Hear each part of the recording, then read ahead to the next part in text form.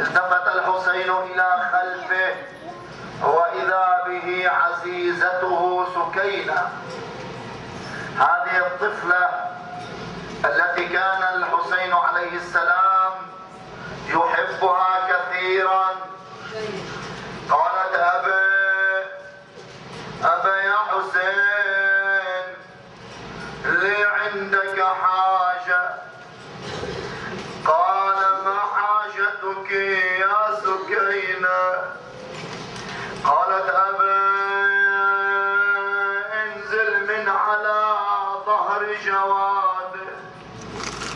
نزل الحسين إلى الأرض. قالت: اجلس على